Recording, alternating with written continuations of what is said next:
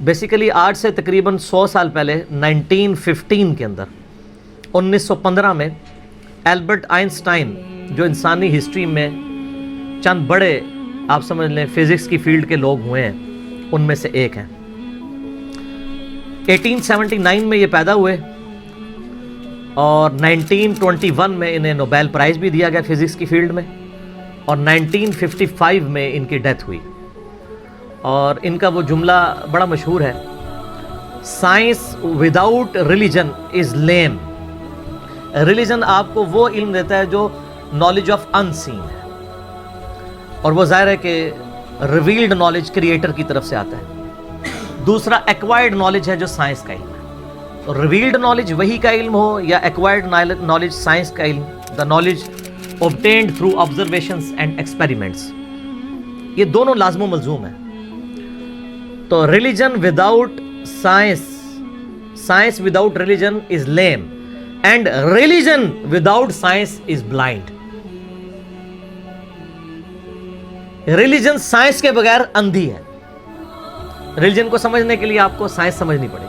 اس لیے دیکھ لیں قرآن پاک میں 1000 سے زیادہ آیات جو ہے نا وہ سائنس کی فیلڈ سے ریلیٹڈ ہیں, جس کو ہم سائنس کے فزیکل فینومینا آف نیچر کہہ لیں.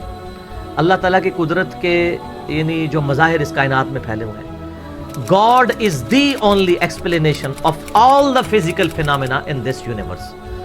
خدا ہی وضاحت ہے اس کائنات میں ہونے والے ہر فزیکل ایونٹ کی. اس کائنات میں جو کچھ ہو رہا ہے اس کی ایک ہی وضاحت ہے کہ یہ کسی کی مرضی سے ہو رہا ہے. سائنس صرف فزیکل لاز کے ساتھ ڈیل کرتی ہے جو قانون قدرت ہیں اللہ کے بنائے ہوئے. انہی لاز کو یوز کر کے سائنس ہیومینٹی کی بہتری کے لیے کام کرتی ہے. کوئی لا خود سے پروڈیوس نہیں کر سکتی, وہ پابند ہے اس کی. اللہ تعالیٰ نے لا آف بوائنسی رکھا ہے, قوت اچھال, اس کو سائنس یوز کرتی ہے اور اس کی بنیاد کے اوپر بحری جہاز جو ہے سمندروں میں چلتے ہیں اور ہوائی جہاز ہوا میں. لیکن لا آف بوائنسی تو اللہ کا بنایا ہوا ہے نا, وہ ختم ہو جائے. اگر لا آف بوائنسی اگر ارشمیدس نے بتایا تو اس نے ڈسکور کیا ہے.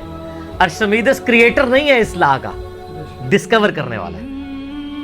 سائنس جب کوئی چیز ڈسکور کرتی ہے تو بعض اوقات لوگوں کو یہ وسوسہ آتا ہے سائنس نے کوئی کارنامہ کر لیا. سائنس تو صرف ڈسکوری کر رہی ہے. سورج مشرق سے نکلتا ہے, یہ ایک ڈسکوری ہے, لیکن اس قانون نے سورج کو پیدا نہیں کیا.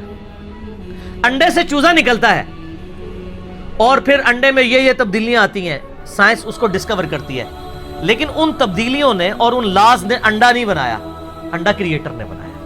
تو ڈسکوری سے ہمیشہ آپ ہر سٹیپ اللہ کی طرف طے کر رہے ہوتے ہیں. تو یہ کائنات اللہ تعالیٰ کا فعل ہے اور قرآن اللہ کا قول ہے.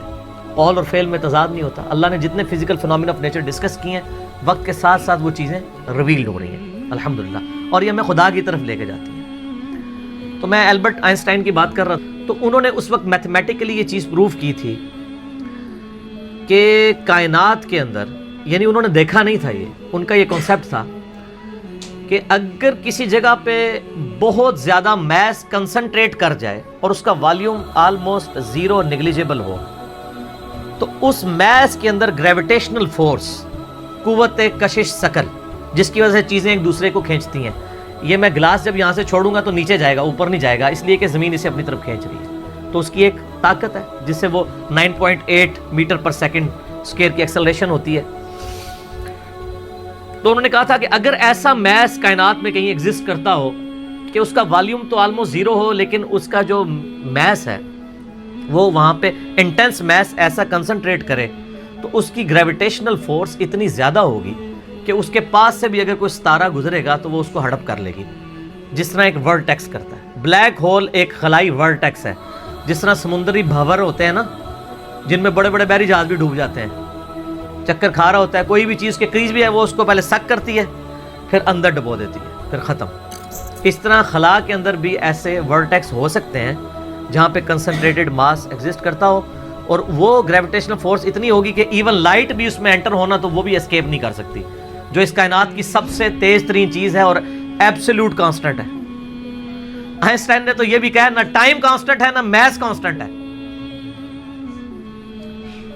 سپیڈ آف لائٹ یہ کانسٹنٹ ہے, لیکن وہ بھی اس سے اسکیپ نہیں کر سکتی. اور سپیڈ آف لائٹ آپ کو پتہ ہے کتنی ہے؟ 300,000 یعنی 3 لاکھ کلومیٹر ایک سیکنڈ. روشنی اتنی تیز ہے کہ 1 سیکنڈ میں زمین کے 7 چکر کاٹ سکتی ہے. یوں 1,86,000 میل فی سیکنڈ یا 3 لاکھ کلومیٹر فی سیکنڈ. زمین کا سرکمفرنس 40,000 کلومیٹر ہے، یعنی ایک طرف سے چلیں واپس آئیں 40,000 کلومیٹر ہے.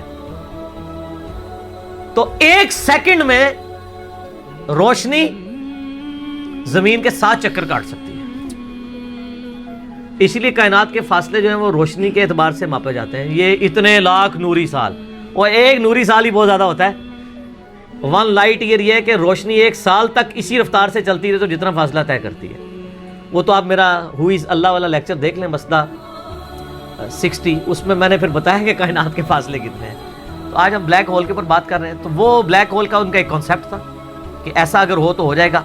پھر سائنٹسٹ نے اس پہ کام کرنا شروع کیا. آپ ہسٹری دیکھیں، کرتے کرتے 3-4 سال پہلے سے انہوں نے ابھی وہ اس کے اوپر یعنی دنیا میں جتنی ٹیلیسکوپس تھیں بڑی بڑی 8 ٹیلیسکوپس انہوں نے فٹ کی، جو کئی یعنی سالوں تک وہ امیج لیتی رہی ہیں. وہ امیجز جوڑ کے تو انہوں نے بہرحال ایک بلیک ہول ایسا دریافت کر لیا ہے کہ جو واقعی جہاں پہ یہ پوری کہکشائیں بھی غائب ہو جاتی ہیں. اور یہ فزیکلی اس کی ویڈیو بھی انہوں نے منظر عام پہ لے آئے. تو سر یہ تو کریشن ہے نا جی، اصل تو ان ساری چیزوں کے پیچھے کریٹر ہے. God is the only explanation of all the physical phenomena in this universe. Science تو صرف آپ کو چیزوں کی نو ہاؤ دیتی ہے، جو پیچھے ول آف کریٹر ہے، ول آف گاڈ ہے. ظاہر سائنس تو وہ پھر آئنسٹائن نے خود ہی کہہ دیا نا کہ science without religion is lame and religion without science is blind. تو یہ بلیک ہول کی دریافت بہت بڑی دریافت ہے. باقی جو لوگ اس کو دھکے سے وہ قرآن پاک کی آیات میں فٹ کرنے کی کوشش کرتے ہیں وہ ساری ہماری اسیسمنٹس ہیں. اس طریقے سے ایک جس طرح سورۃ الواقعہ میں آیت وہ لے کے آتے ہیں نا، فلا اقسم بمواقع النجوم وانه لقسم لو تعلمون عظیم. میں قسم یاد فرماتا ہوں ان جگہوں کی جہاں پہ ستارے ڈوبتے ہیں، اور کاش تم جانتے ہوتے کہ یہ کتنی بڑی قسم ہے جو ہم نے یاد فرمائی ہے. تو بعض لوگوں نے اس آیت کو بلیک ہول کے ساتھ ریلیٹ کیا کہ ستاروں کے ڈوبنے کی جگہ وہ بلیک ہولز ہیں جہاں پہ پوری کہکشائیں غائب ہو جاتی ہیں. میں بھی ایسا ہو بھی سکتا ہے. جو پرانے مفسرین ہیں وہ اس کو ستاروں کی منازل کہتے ہیں. تو میرا موقف یہ ہے کہ قرآن پاک کی آیات آفاقی ہیں. ہمارے پرانے مفسرین کو اگر کوئی باتیں سمجھ نہیں آئی ہیں نا کسی مسئلے میں، اور ان کی جو اتنی آبزرویشن تھی اس میں ہی وہ فٹ کرتے تھے، وہ اپنی جگہ ٹھیک تھے. آج اگر کوئی نئی ڈسکوری ہوگی ہم اس میں اس لیے فٹ کرتے ہیں کہ اللہ تعالیٰ نے قرآن پاک کو قیامت تک کے لیے مسلمانوں یا انسانیت کی رہنمائی کے لیے رکھا ہوا ہے. ہر آنے والا وقت قرآن پاک کی نئی چیزیں لوگوں کے سامنے لے کے آئے گا. سنریہم آیاتنا فی الآفاق وفی انفسہم حتی یتبین لہم انہ الحق. ان قریب ہم زمین و آسمان میں اور تمہاری جانوں میں تمہیں ایسی نشانیاں دکھا دیں گے کہ تم پکار اٹھو گے، تم پہ یہ بات کھل جائے گی کہ قرآن حق ہے، خدا کی ذات حق ہے. تو یہ ہر آنے والا زمانہ، ہر سائنٹیفک ڈسکوری خدا کی طرف لے کے جاتی ہے. میں اکثر کہتا ہوں نا کہ سائنس تو صرف ڈسکور کر رہی ہے. زلزلہ کس طرح آتا ہے؟ ٹیکٹونک پلیٹس کی ڈسٹربنس سے. اب اگر سائنس سے پوچھیں وہ ڈسٹربنس کون کرتا ہے، اس کا ٹائم پیریڈ کون ڈیفائن کرتا ہے، وہ کہتے ہیں it is physical phenomena of nature. اور فزیکل فینومینا آف نیچر کے پیچھے تو خدا ہے، وہ ڈیسائیڈ کرتا ہے. کائنات میں ہونے والی ہر چیز معجزہ ہے.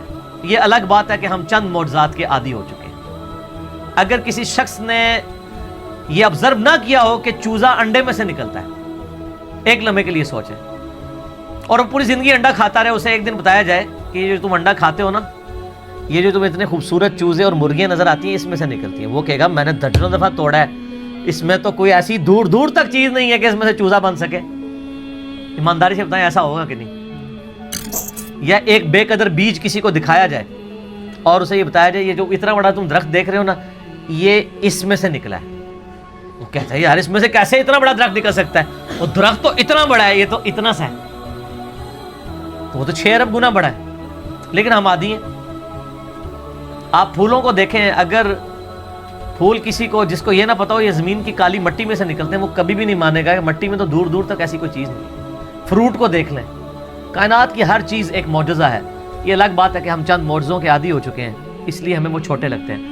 ورنہ میں اللہ کی قسم اٹھا کے کہتا ہوں کہ مردے کا زندہ ہونا یہ چھوٹا معجزہ ہے. انڈے میں سے چوزے کا نکلنا اس سے بڑا معجزہ ہے. मुर्दा तो वो पड़ी हुई है, लाश वही जिंदा हो रही है ना। चूजे और अंडे का तो कोई लेना देना ही नहीं दूर दूर तक। उसमें से एक लेसदार मादा है, आप वो लेसदार मादा उसमें से निकाल के ओपन एयर के अंदर ले आए, फिर आप उसमें से जरा चूजे की चोंच ही कोई एक बना के बता दें। अभी तो हम अंडा बनाने के लिए किसी को कह ही नहीं रहे, अंडा तो कोई बनाने का सोच भी नहीं सकता।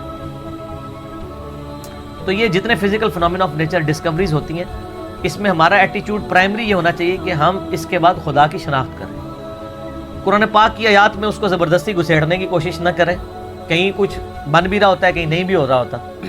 हम भी यानी कोशिश करते हैं, जो करीब करीब वो बात कर देते हैं, अदरवाइज मुझे भी सारी बातें पता हैं जो जो लोग करते हैं, लेकिन ये सारी चीज़ें कुरान में ना भी लिखी हों। असल चीज़ ये है कि हर फिजिकल फिनोमेना आपको अल्लाह की तरफ लेके जाता है। तो ये ब्लैक होल की डिस्कवरी भी अल्लाह की कुदरत की बहुत बड़ी निशानदेही है, क्योंकि जिसने डिस्कवर किया है उसने तो इसको पैदा नहीं किया, उसने सिर्फ जाना है। और इससे आप ये भी अंदाज़ा लगाएं कि हम यानी कई चीज़ें इस कायनात के अंदर कि जिनको अभी हम सिर्फ उनको जानते नहीं, उनकी डिटेल्स तो छोड़ ही दें, हमें तारुफ भी नहीं।